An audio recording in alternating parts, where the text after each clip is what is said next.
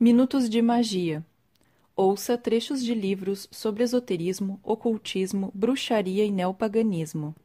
Trecho do livro História do Ocultismo, escrito por L. Guerin Ricard, publicado pela Bloch Editores S.A.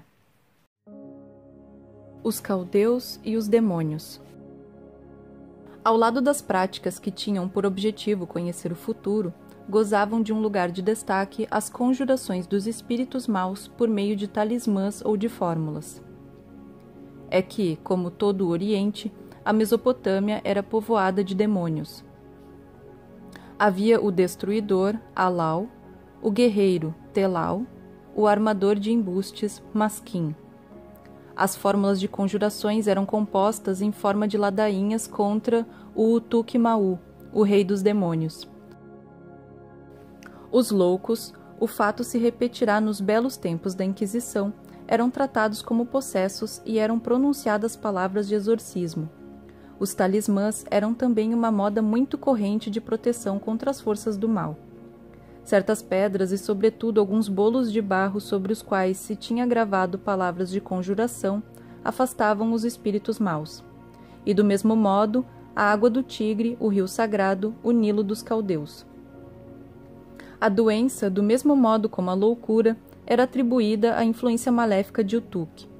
Para a afastar, o conjurador cobria sua cabeça com um véu azul escuro e tocava o doente com um pedaço de madeira, que devia ser tirado do seio de uma árvore, e recitava uma fórmula de exorcismo semelhante à dos egípcios.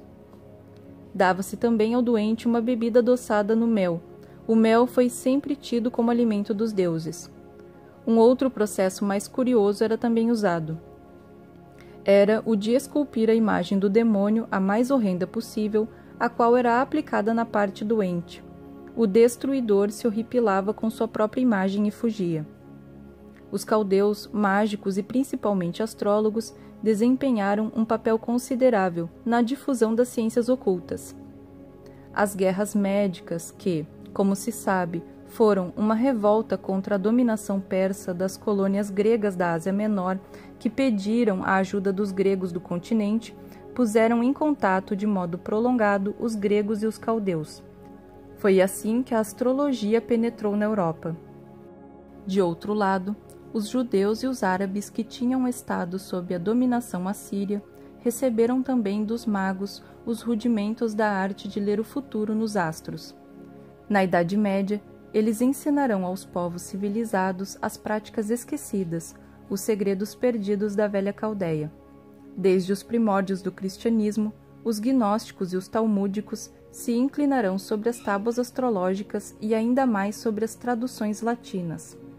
Assim, os livros sábios compostos pelos mágicos antigos sobre a arte de fixar o futuro dos homens conforme o signo sob o qual nasceram ou foram concebidos, de tirar seu horóscopo, de determinar a influência dos astros sobre a vida dos humanos, conhecerão uma grande popularidade.